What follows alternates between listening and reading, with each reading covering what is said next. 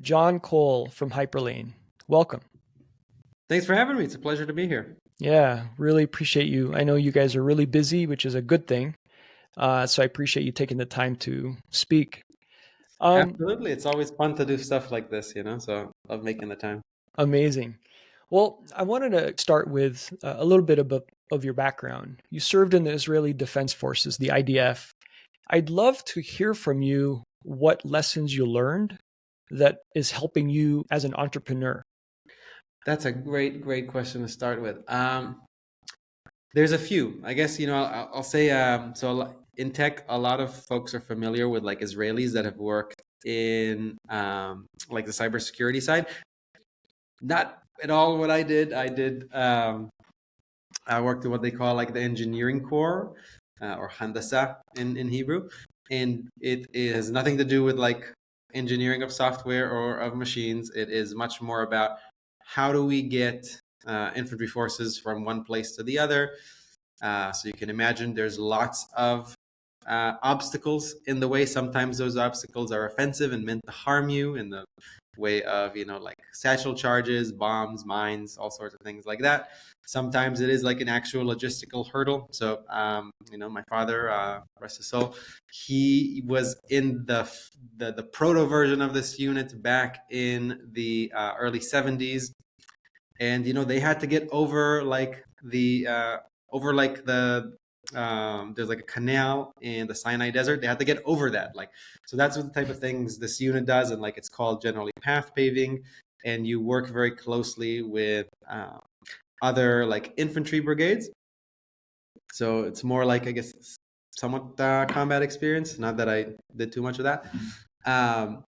So wanted to lay that context out there. But I think the most important things that I learned and like the real lessons that you can take away from directly to entrepreneurship is you have to be able to just deal with the adversity, right? Like, when you're in training and like you train to do like a stakeout, which might be 48, 72, 96 hours, and you're just there, and it doesn't matter what the weather is like. It doesn't matter if you've run out of water, if you've run out of food. And you can imagine what the like logistics of, going to the bathroom are. They're very unpleasant. You just have to deal with it. And entrepreneurship is a lot like that, in a way, right? You have a lot of circumstances that are out of your control, and you just have to deal with them, and you have to persist. The unit's motto was striving for contact. And I find that like effective entrepreneurship is very much like you have to strive for contact. You have to like go out and be action oriented and find what is the action that is going to, lead my organization in the right direction. Um, and a few other ones that are like maybe worth mentioning are um, so the organization here, right, like the core team behind Hyperlane, the development company that I run, is a much smaller organization relative to the other major players that we play around with. And like today, Hyperlane is, by any metric you look at, is like one of the top 2 to 3 interoperability protocols, and it has raised less than 1/10 the funding of the other 2 players. It has a team that is, uh, at best less than 1/4 of the other teams, and in some other cases is like less than 1/8. And being scrappy and getting a lot done with a little, that's basically like what the IDF has been since inception, right? Like, it's a tiny country. You are always outmanned.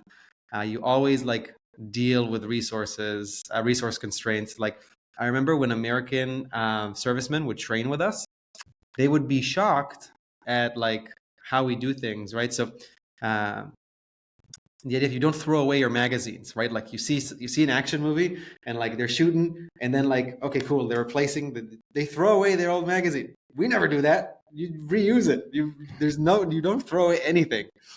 Uh, and so learning how to do a lot with a little is definitely something I learned there, and like I don't know, maybe a sense of discipline, because I was definitely an undisciplined kind of shitty kid.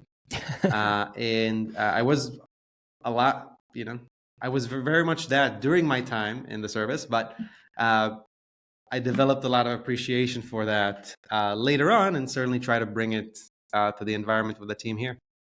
That's really cool. You mentioned about obstacles that just pop up that are not in your control. Can you share one that maybe an obstacle that's not confidential, but just one that maybe you've had to deal with at Hyperlane? Ooh, let me think about which ones I could share. Um, I guess a common one. A common one is when we work very closely with partners. Like we build this thing, Hyperlane. It's an open framework for interoperability. Anyone can take it anywhere and do whatever they want with it. But a lot of people, very much in the same way that like you and I, if we wanted to launch some service on the internet, like of course we can host it at home. We can have like our own bare metal servers. But chances are we're going to rely on a cloud service platform. And so in that sense, right, like our development company offers a lot of services for people who are looking to use Hyperlane, and do it free of charge. We're like very happy to help. So a lot of the chains that Hyperlane is on, we play a role in their operations. We like help get it live. And so what's very common is to be in a situation where the partner has given you a set of instructions or has given you a set of some information about what it's going to take to launch. And in that is, of course, a timeline. And so one of the things we do at this developing company is we try to plan ahead so that we're on time for everybody. And a very, very common challenge is the changing, both shortening and lengthening of those timelines, sometimes leading to them overlapping. And of course, right, you don't want that to happen because your resources are like trying to plan ahead to minimize, like to reduce the impact of that uncertainty. But like, okay, so you think this big partner is about to launch on the 25th, and then they let you know, actually, sorry, we totally forgot, or like something happened. We need to go tomorrow. And it's like, fuck, how do we deal with that? Or, the inverse, the opposite can be true where like they're pushing it back, but now you have other people that are already like scheduled for those dates. How do you deal with that? How do you like shift into gear and kind of like dealing with that form of uncertainty, which basically requires you to pull through a lot more than you did? That is exactly the type of thing that military service will very much prepare you for, because that's like day to day. If you're in, any sort of like combat zone, there's just a lot of this type of uncertainty, and like you can't take anything for granted. No, that's a really common one. I appreciate you sharing that. And with working with clients, I imagine there's the kind of end to end. There's the integration piece, which takes a lot of development time and just kind of hand holding. But then post development or post integration, there's a lot of the public relations, the marketing, all of that, which is probably just as important. Actually, maybe we can back up. So we've got Hanukkah coming up, and I imagine you'll be with family. When your family members ask you, "Hey, John, like, what are you doing at Hyperlane? Tell us about Hyperlane." How do you explain question you've asked so far? It's funny because like, I obviously this also happened a lot like with Thanksgiving, where it's like, we're on year 3, give or take, of doing this, and I guess family members see them all the time. It's like my sister-in-law, brother-in-law, and they're like, so what does it do again? I was like, oh, well, so depending on how much they want to hear, my answer goes from, oh, well, like, at this most basic form, we build software that is like open source, and then developers use it to like simplify their lives. That's like my most basic answer. And then they're like, oh, okay, cool. Like maybe I know a few things, maybe I want to learn a little bit more. And then it's like, okay, so there's these blockchains. Think of them as like permissionless servers where anyone can like go and build software on and do whatever they want with. And by virtue of how they are constructed, they don't talk to each other. And so it's like, if they're old enough, if they're like my age or older, it's like, I'm gonna be 35 in a few months. Well, if you remember early days of the internet, like we all had, a portal through our internet service provider. And like that was the only place we could go to. And like if you and I were on different ones, we might not be able to see the same things. That's kind of like the state of crypto today. And so our software helps, connect those two things. And that's kind of like, I usually don't go deeper than that if they're like not in the industry or not like from a tech background. And boy, do people get confused. So it was just funny that you mentioned this, because like two of my aunts actually are here from Israel, and they're gonna be at our house next week, and inevitably like this is gonna come up, and I have no idea how. And like they're very curious, they're wonderful, wonderful ladies, love them to death. And they'll like want to know everything, and then there's zero chance they'll be like, oh, okay, cool, that's super cool. It's kind of a good litmus test too. Be able to explain in simple terms what you do or what Hyperlane is, but it's also really hard, right? And so I've thought about, like, how do you explain bridges or interoperability protocols? And the one common way is to, there's these blockchains that are kind of like cities, etc. Yes. Now, Kyle Samani from Multicoin, for some reason he hates that analogy, but it's actually, I found it to be really, really helpful. And I'm I not really really like how sure. we've known each other for years. Yeah. Like I guess our paths first crossed. We're both. So before I started Hyperlane, I was a crypto investor, and I used to run the team at Galaxy, and was like at a previous one before. So our paths first really crossed after that first firm that I was working for, and we met for a dinner, and shortly after that dinner, both of us became investors in like the first Solana round. And I'll say he's definitely one of the most brilliant investors in our industry. I didn't know that he didn't like that analogy. It's a shame, because I really like it. And I think specifically for what we do, it is incredibly apt, because it explains so much of not only, it doesn't only just help you make sense of why this is necessary, it also kind of paints the picture for how things could develop. And so if chains are like population centers, sometimes I use cities, sometimes continent, countries. Let's stick to cities.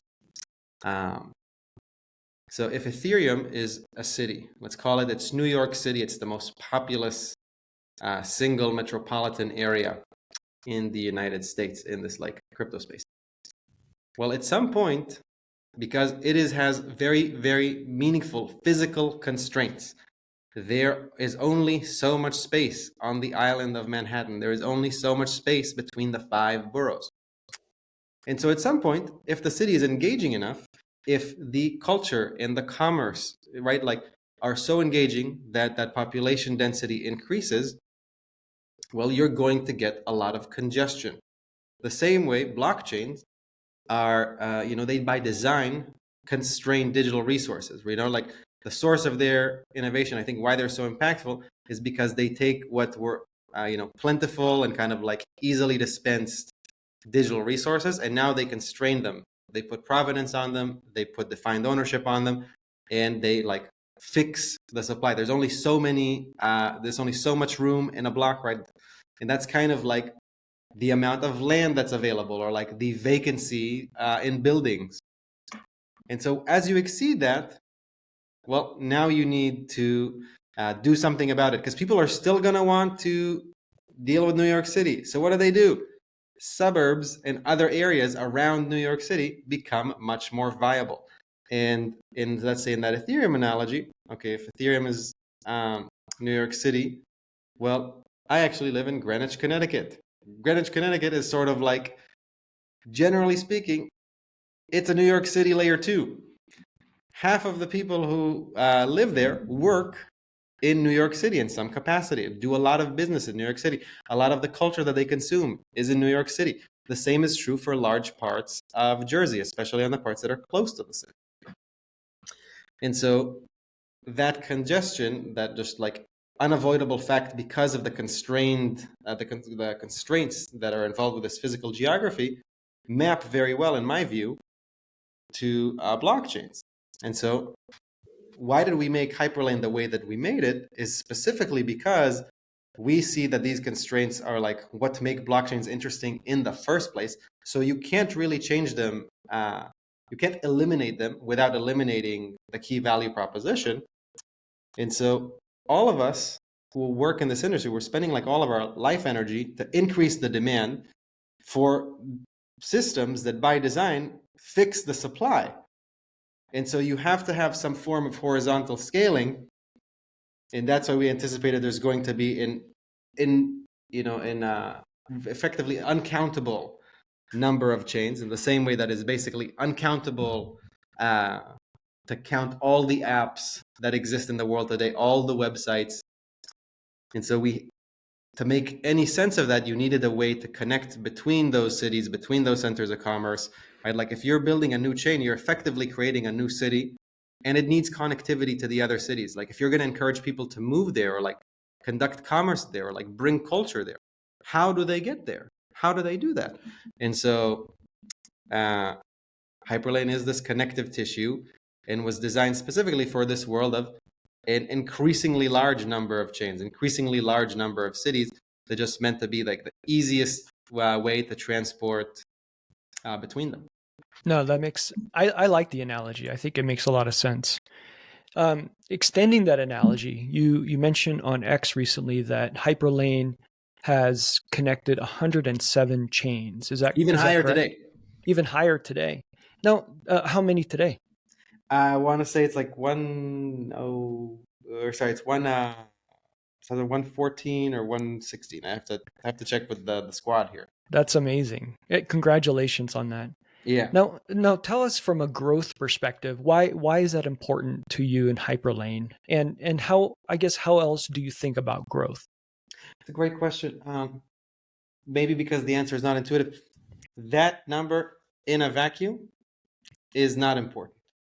It's only important insofar as there are people who are building these cities and that they want to have a way to connect with someone else, right? And so, like, it is fairly trivial now, right? Like with all the services that are available, right? Like all the amazing roll-up providers, like folks like Caldera and Gelato, right? Like they make it trivial. Like you could go and you press a few buttons and you like put in a credit card and you could have like a chain running in like minutes.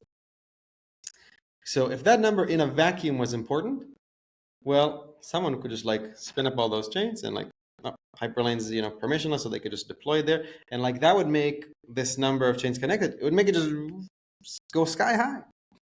But if there is no real effort to build something around those cities, to bring population there, to create some type of activity, where it's commercial activity or just like cultural activity, I want to go because I like the people. I want to go because I can get a job there. Then it doesn't matter. And so there's no perfect way to estimate this, but that number is, again, it's like it's a cool number because no one else has done it at that scale. So like, yeah, that's cool. But the cooler thing, the thing that we really think about more as like driving growth, will be probably a number that looks more like how much activity is between that 107, that 114, that what is, soon will continually becoming a higher number. And there are kind of two ways to think about that. One is just like there are messages that don't carry a value transfer, but they are still doing something important. Maybe they're minting an asset. Maybe they are we have an app that like helps people earn yield between chains. Like that doesn't actually move money, but like it moves information. And so either like the count of the messages, or like to the extent that those messages are actually leading to some value exchange or value transfer, how much of that value is moving around. And so those would be two like better numbers for us to assess how is this thing growing. Now, does it distinguish between the types of messages, whether it's just a message without a value versus message with some kind of transactional value? Sort of. It sort of does that. Sort of. It was kind of like an emergent thing. So initially we're like, oh yeah, we didn't seek to have that something that is like easily discernible. But then what's emerged is that folks wanted to move their asset between chains And, like they could have done that without any type of abstraction from like Hyperlane. They could have just used Hyperlane out of the box and figure out how to do it themselves, but that is cumbersome, right? Like, why would you want something to be more cumbersome? And so then we built this like token transfer abstraction, which we've called warp routes. Layer 0, calls it like their, OFT construction. So they're fairly similar, like pretty minor distinctions between them. And so now, because of that abstraction, it becomes easier to see which transfers are like either of the warp kind and which are not. And it's not like super comprehensive, because someone could still do what I outlined before, where like they could say, okay, cool abstraction you got, but I'm smarter, I'm better, I can do this in a more like gas optimized way, or maybe I have some like secret sauce that I want to put into it. And so they wouldn't use that abstraction, in which case it would make it like harder to delineate. But for the general case, I feel pretty fine with our ability to delineate. That I think that's really cool, and it gives kind of a sense of the types of metrics and growth, how you view growth. Not only is it the number of chains and apps that you support or Hyperlane supports, but it's also the types of messages, because not all messages are equal. Diggs, Um, so glad you said that. That's so true, right? Like, you could have someone like, we see this every so often. There are people who like test the system, and so they're like, okay, before I like before I build my app on this, like let me just try stuff. And so what they'll do a lot of times is like they'll actually just send text. And some people think they're really funny, and will put funny stuff in there. And so I forget, basically someone like, there was one developer who clearly like was testing his thing, and every few, like he set a system to like every few hours like send the messages to see like how reliable it is. And it was like snippets of like a bad, actually I shouldn't even say snippets of a bad joke. And it was like in 5 parts, and by chance like one of our developers was looking like through the Explorer to figure something out, and he caught one of them. He was like, what's this? And then he is like, oh, let's see what else is this, was this address sending through Hyperlane. And then this was like a year and a half ago, and then he's like, guys, you have to see this. And so someone sent a raunchy bad joke. So now, that message is definitely very different than someone like doing something really substantive. right. And one thing I should say on your point on like metrics, one metric that I have become really, really interested in is like how many distinct contracts are interfacing with Hyperlane at any given time. And again, it's not perfect, right? Because within it would capture the people who are in production, but it would also capture the ones who are testing. And so I think of it as, it's not a comprehensive growth metric, but I think of it as it might be a leading indicator, where seeing that metric rise might hint at growth in the other key metrics, right? Which is like either the volume of assets transferred or the amount of messages transferred. Gotcha. That makes sense. Now, speaking of these messages, does Hyperlane prioritize, just an empty message like that raunchy joke, or if there's a message with a value attached to it, like I'm bridging, 100 USDC versus a million USDC? Does Hyperlane have some kind of prioritization approach to that kind of message? It does have some way to, so I guess there's no formally defined way to reason about like what is and isn't important, because the parts of the system that actually do the message transport, what we call a relayer, which you could think of as just like a dumb bot that looks at what we call the mailbox contract. That's the thing that you as a developer interact with. It's the thing that sends and receives messages between chains. And so if one's a mailbox, the relayer is kind of like the delivery truck. The last that mile. relayer is really dumb. He doesn't even know. Not only is he like prevented from opening the letters, whereas like in the mail system, there's like some legal recourse to say, don't open people's mail. our delivery couldn't even open them if he tried. He's too dumb to do that. And so he doesn't know anything about what you're doing unless you like create some type of standardization. It's the things it's the mailboxes that have like more of a ability to intuit something about what you're doing, but it can think of like who to process first and who to process later, and it does that through like a fee system. And so basically, like if you did not put in any fee, you're going to be at the bottom of the queue and you might not ever get processed, because like it has to pay, same way that like the delivery car has to pay for gas. And like, whoa, that's funny. It's I didn't even think of that. Like literally the delivery car in this case has to pay for the gas on the other chain to process your message. So if you're not giving it anything, it's just not going to bother. That makes sense. So that's it's really based on the user and what they're willing to pay to make their transaction go through faster, or if it goes at the end of the queue or at the bottom of the queue. But generally speaking, like Hyperlane doesn't force the ordering. By default, it doesn't really force the ordering of the message. We kind of let the destination chain handle that.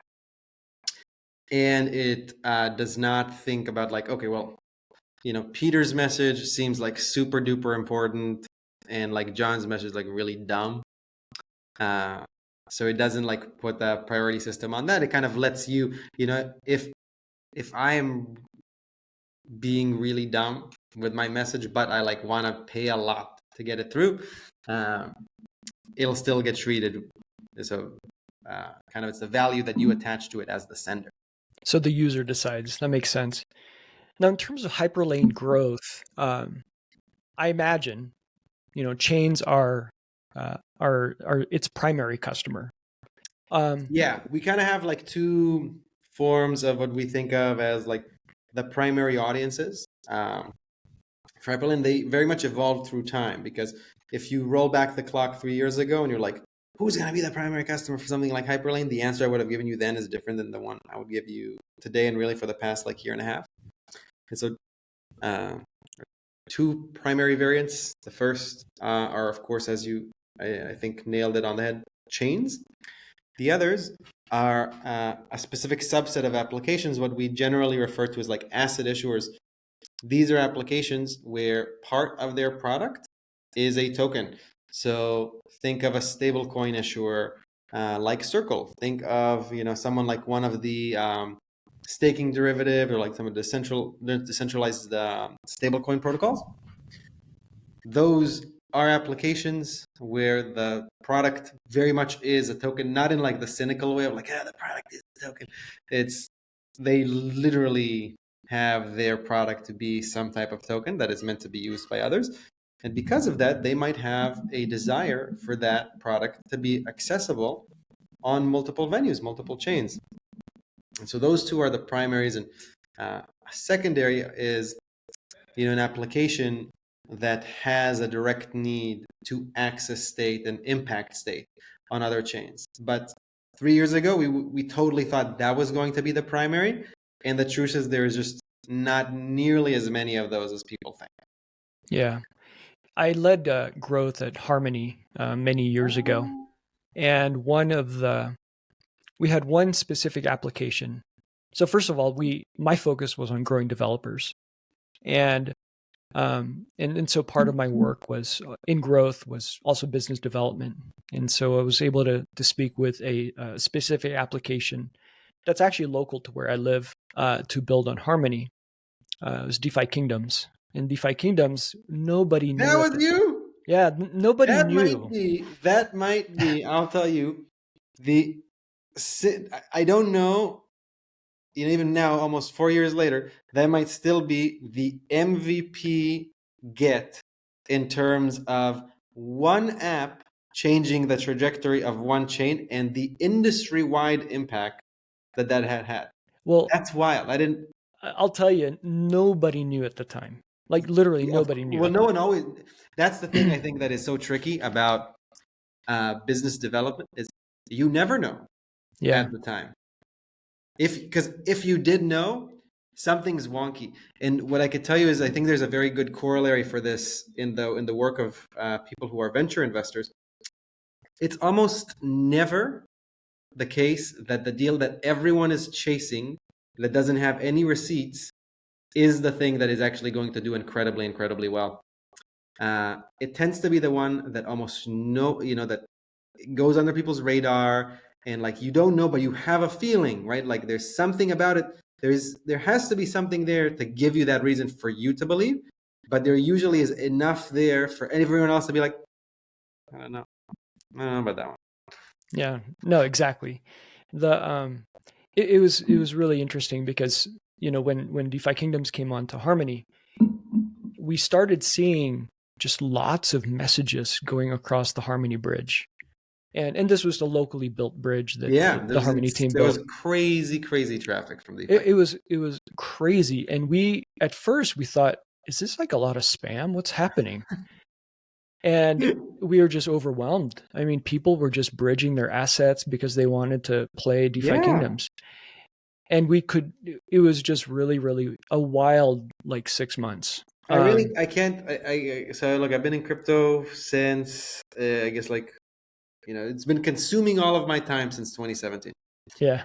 and in all of that time, I can't remember one app that was not like some form of an exchange that had as much of the collective like Mindshare as DeFi Kingdoms had. It's pretty wild. Like just think about it. Almost somewhere in the order of 60, maybe 2/3% of like the people I associated with at the time and still do today played around with DeFi Kingdom.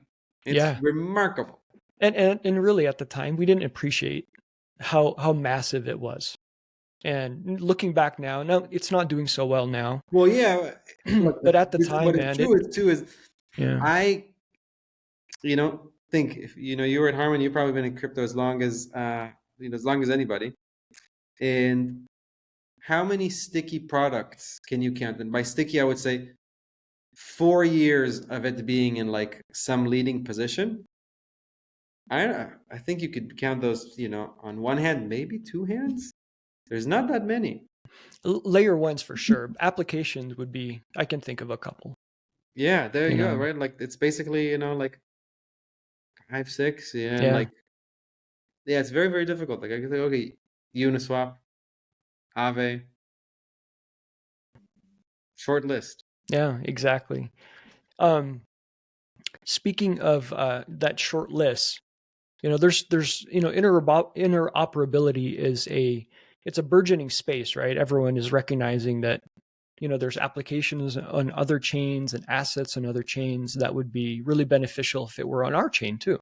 And Yes. so now these chains are looking at creating bridges or interoperability protocols in between to incentivize activity from that app to their app or to their All the chain. time. How do you view not customers, competitors? Since there's a couple of kind of big Certainly, interoperability yeah. players. I think, well, I guess we have, great respect for everybody, right? Like, or for everybody we consider a competitor. I think like the folks at Layer Zero have done a remarkable, remarkable job. And it's not a coincidence that they are currently, in that top spot. A lot to learn from what they did. For us, it like, how do I say that without sounding like I'm dismissive? Because I'm very not dismissive at all, right? Like I think the folks at Layer Zero, folks at Wormhole, like it's very difficult to have immense success that lasts more than like a couple months without you doing something right. Like, so I don't think it's coincidence. I think there is clearly like very talented, very driven, very hardworking people. I think of just like, in the sense of a world of many chains, like that's one thing that we kind of hit on. And I think the reason we were able to come from kind of like relative obscurity, right? Like our market share, 14 months ago was 0%. And because there was some activity, but it was so small that if you charted it, you wouldn't see it on the map. In that sense, it's very much like, very much like Israel. It's such a small country, it's fucking impossible to see it on the map. But I guess, again, much like Israel, because of certain things about that place, it kind of got on the map. It, made an impact that far outweighed, it's like geographical command, or in our case, like, we only raised about $20 million. Compare that to the other two who raised like well over 250 each. We have a team, the core team here is about 24, where, like, again, both cases, substantially higher numbers. And I think what we've done is, like, we're just, not to say that they aren't, but like here, very, very, very crypto native people. Like, I left Morgan Stanley years ago to dive into this industry, and like, I believe in it. I put my entire life into it. And I was only going to build something that is very, very much like crypto native. And what is crypto native to me?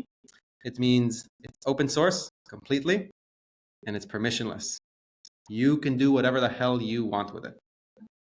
And that means a lot of times doing not great things with it, right? Like, and I think we were able to grow with respect to the competition because of that approach, right? Like, letting anyone. So today, Hyperlane's live and in production on multiple virtual machines, and with 4 or 5 more coming in the next few months. And almost all of those efforts are taken to near production by a team that isn't the core team here. Why is that? Because those people know that with Hyperlane, if they take the time to do that work, they can run it and operate it themselves. Right? Because Hyperlane is very much in open systems, and that comes with disadvantages, right? Like, there's a ton of disadvantages for operating a closed system. One of the world's most valuable companies, in Apple, operates an extremely closed system, and that has worked incredibly well for them. And so I think of, like, as our approach being a much more like Google, like Android based one, and the others taking a much more like, Apple iOS approach, which is like everything needs to be controlled, everything needs to be curated. And we're like, fuck it, crypto's messy, and we'll have it open, and anyone can do whatever they want. And it's going to create confusion sometimes. It's going to create a lot of discomfort sometimes. But on net, this is kind of like how we want to do things. Yeah. Now, you mentioned, so chains are one customer segment, apps are another, and then a subset of apps. These are applications with a token, like stablecoins. What other customer segments are there for Hyperlane that we haven't talked about yet, or maybe it's out there but you haven't thought about it yet? Well, so I think, like, the one that I guess there are. I guess we increasingly think about end users because, when we first started this, we were thinking, okay, so like, we are people who build for developers, and we build for the developer's customer. So, like, we have our customer, the developer, and then we are highly, highly, highly concerned with the developer's customer because they're our customer's customer.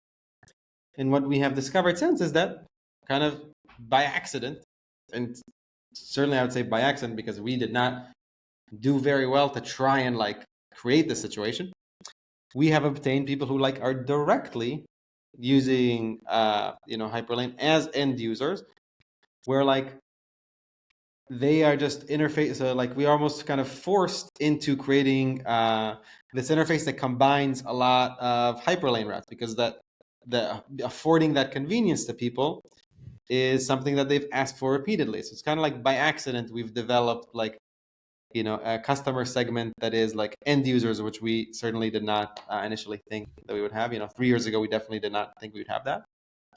But I think there's a whole class of applications that doesn't yet exist in any meaningful scale that will, I guess, become more prolific in the next few years. Because if it doesn't become more prolific, it probably means the industry is not growing in the way that we want it to.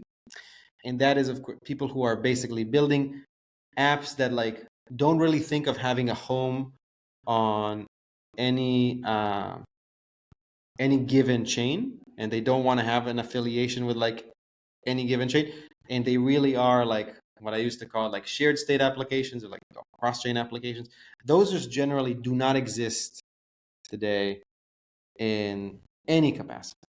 They just, or maybe they do and I just don't know about it, but like we're not seeing that. And I think a big reason for that is because if their crypto is now old enough and chains like Ethereum are old enough that you could have a 5+ year long career as a software developer and have it all be in crypto. And that is a very fundamentally different environment for software than like just the broader internet, because on a single chain, everything is synchronous and everything is atomic. And of course, the way the internet that you and I use is built is like almost nothing is synchronous, and certainly almost nothing is atomic.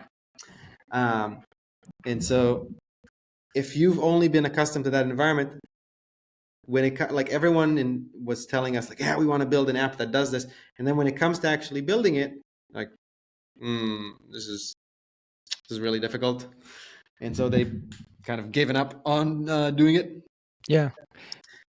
And so if the industry grows and it attracts new talent that is not crypto native in the least, then I have to expect that these things will change, and they'll bring their kind of know-how of how to build in completely asynchronous environments. So that's kind of why I say if this doesn't change, it probably means the industry did not grow enough, because like at a certain point we're going to exhaust the pool of like crypto natives to be more engaged, and we'll have to get new blood that has no real interest in some of our crypto native motivations. And so I expect that will change. I think you answered this next question, but I'm curious what you think. A couple of competitors, like Axeler, for example, they have a couple of proof of concepts with large banks. I think with J.P. Morgan, and you with your background in investment banking. I'm curious what your thoughts are with these types of proof of concepts with large enterprises. Very dubious. I'm very dubious of them because I guess for multiple reasons.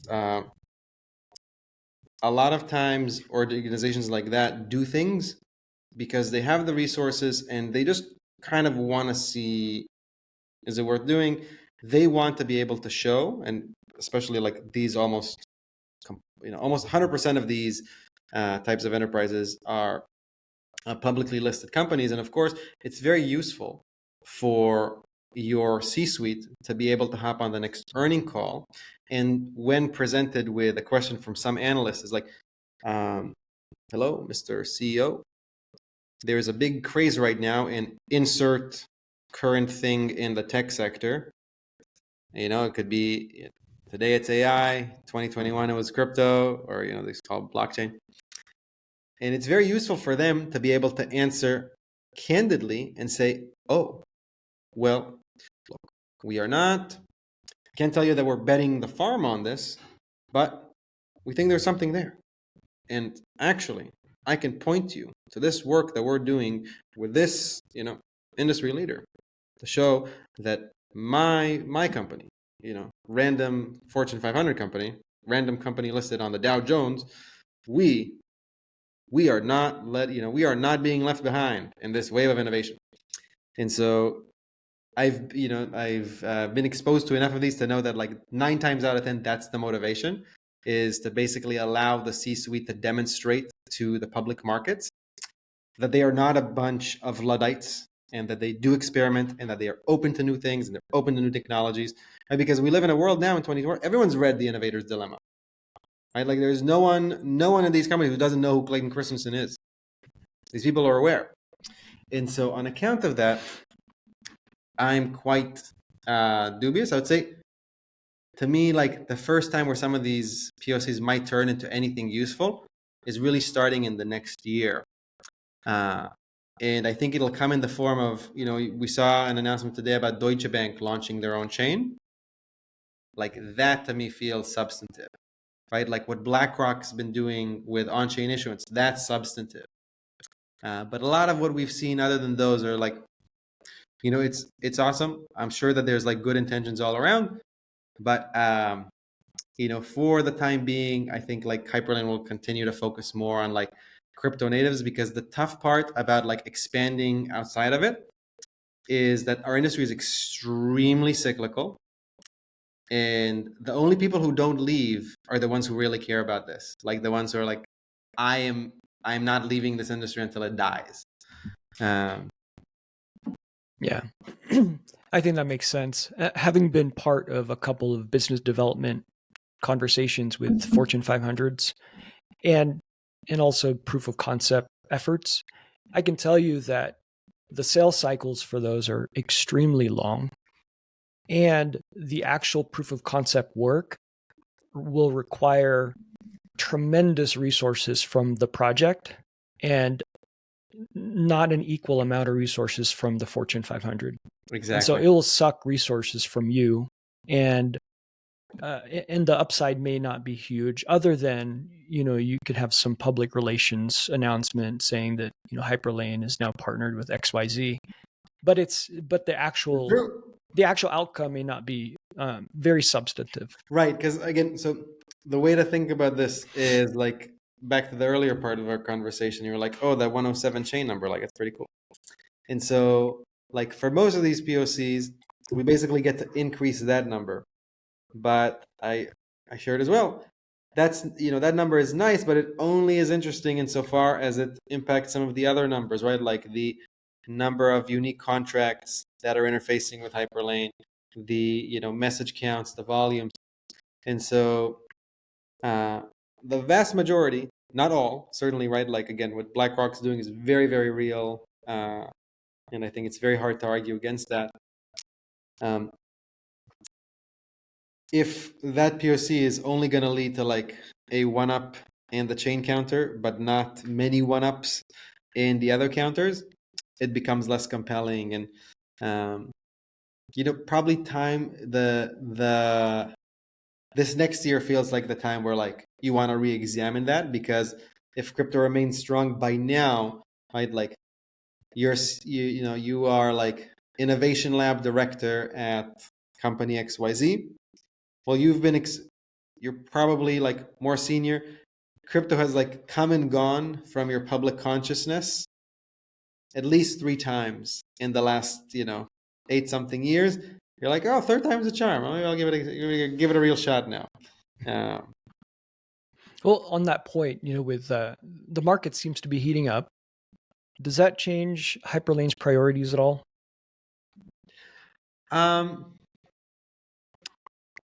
No. Yeah, not certainly not product priorities. So your North Star stays the same. Yep. Because like the thing that we really just really care about, like why did I leave a awesome situation at Galaxy working with people that I really liked, like loved working with Novogratz, still talk to him often, like I'm gonna see him on Monday, so like I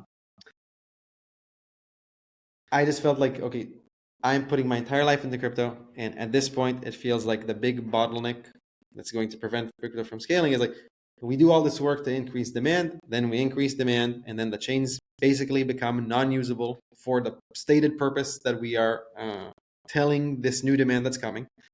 And so it seems very, very inevitable that we're going to need a vast number of chains, massive chain expansion. It has to be a form of horizontal scaling, kind of like how the internet's not built on like just one server in someone's basement or somewhere underground. It's like a trillion, small ones. And so it seemed like this is the only way to advance crypto forward. And I wanted to help in that advancement, and I wanted to accelerate that advancement. And so, yeah, that's all we care about, is basically like, how do we grow the crypto pie? And it feels like expanding from the center is the right way. Yeah. On that point, your priorities, you guys are steadfast. You still have a North Star, regardless of what the market does, bear or bull. You're still doing the same thing. You want to grow steadily. How do you think about growth channels for Hyperlane? Now, a lot of a lot of things in crypto is based on Mindshare. Excuse me. And so when people are thinking of an oracle, they typically think of, probably Chainlink is my guess. But there's multiple oracles that are probably just as Yes. good, right? And so how do you build Mindshare in your potential customer's mind? Because when I think of interoperability bridges or interoperability protocols / bridges, there's probably, maybe a handful that come to mind. And so how do you get more mind share so that these devs choose you versus another one? That is the best question that you've asked me, and perhaps one of the best questions that I've been asked in any setting like this. Surprising, I guess, now that I think about it, it's like shocking that it does not get asked more, where you get like a lot of the same questions all the time.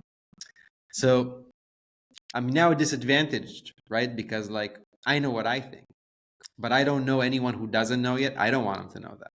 Fuck them, right? Like there's no benefit to me from them knowing that. That is like strictly bad for me for them to know that. So I guess I answer this unfortunately like cryptically. Okay. I think, or sorry, okay. So here's the thing that everybody knows, and so like I don't think I'm disadvantaging me or Hyperlane anyway by saying it. You have to basically think in kind of like terms of like a network. And so like if you've ever seen like a network graph, right? It's full of edges and nodes, and some nodes are more influential than others. But getting those to care about you is much harder, right? Like the barrier to entry is much harder. Think of our like conversation just a few minutes ago. Of course, yeah, you could pursue one of these enterprises. It's a massively long sales cycle. It tends to really only lead to some form of PR.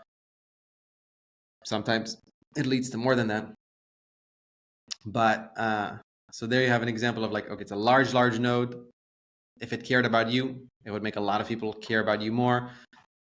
And you have to balance like how much do you want to spend after it is, and like how much do you want to spend going after this thing, and balance that against like what do you think you'll get out of it? Like, is it worth it versus like the other opportunities you can pursue?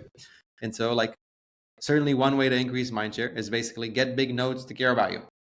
And there are many strategies for doing that.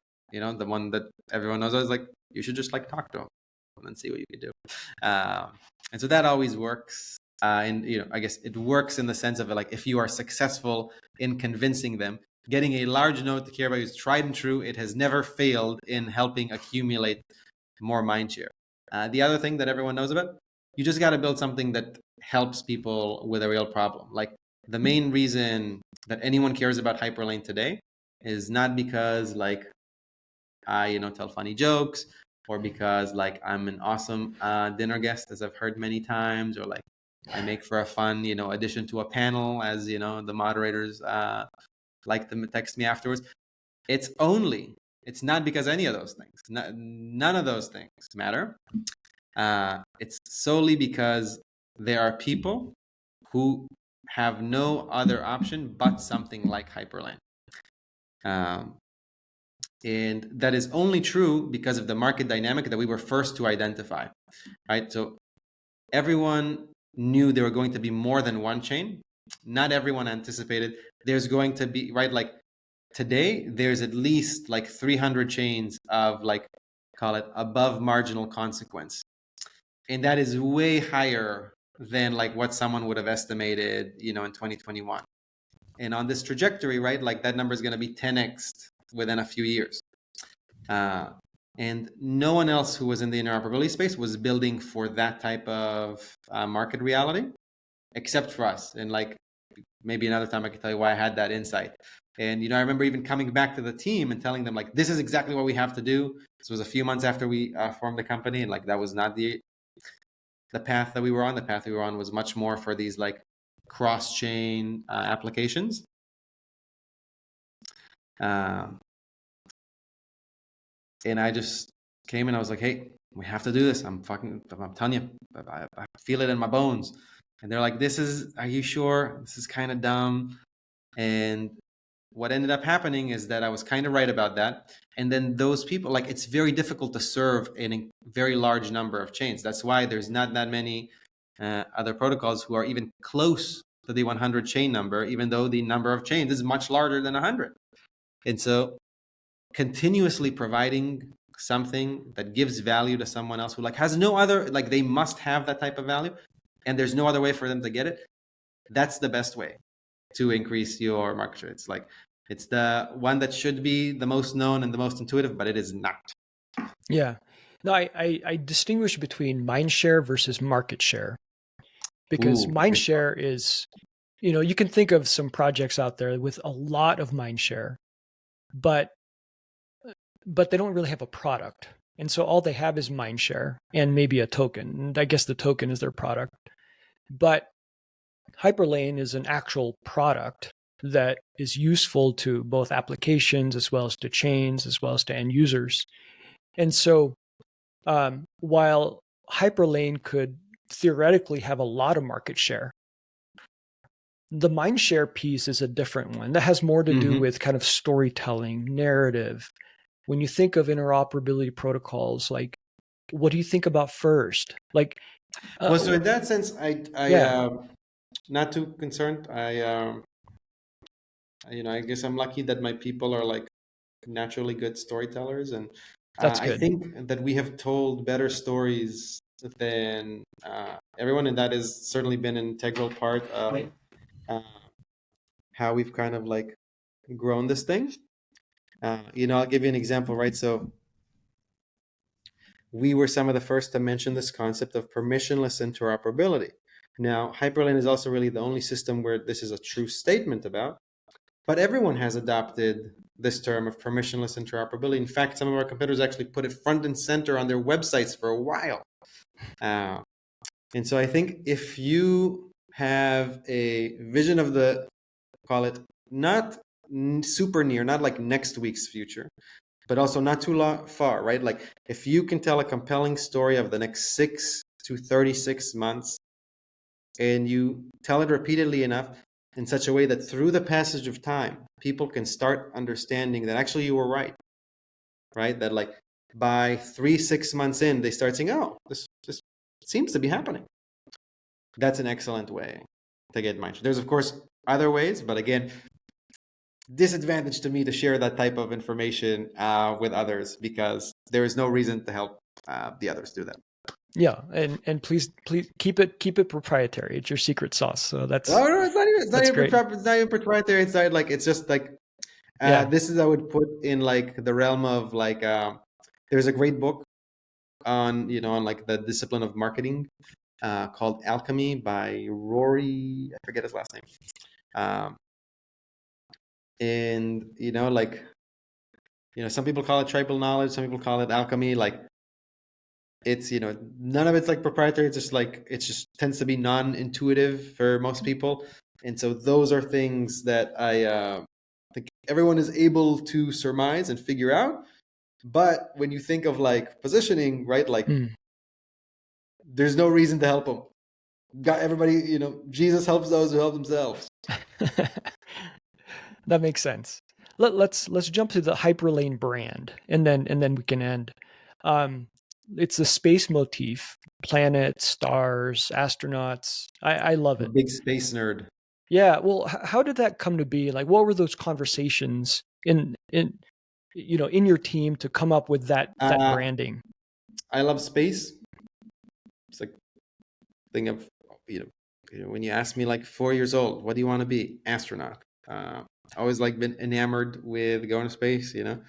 Asked my wife what I talked to her about in the first date, and I was like, well, I in my lifetime am going to go to space, even though I'm not going to be an astronaut probably anytime soon.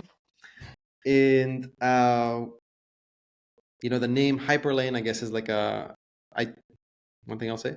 It's a Star Wars term. I'm not like the biggest Star Wars fan. I enjoy the older movies. I think they're awesome. I think the world is really cool. I do not appreciate what the franchises have become in recent years. And a hyperlane in the Star Wars universe is basically like the safest, fastest way to travel between star systems. And I very much, like when we talked about the city analogy, I said like, oh, well, I have different ways, but it all relates to like, where do people want to live and do things? And so I also like thinking about like galaxies and planets and solar systems. And so it was going to be very, very space themed. And once we decided that, I just told them like, hey, I want it fun. I want it space themed. And I did not want it to look like anything else. I didn't even care if it looked good. It could not look like anything else. I am fucking sick of the exact same website design that you see everywhere, like those stupid gradients and the boring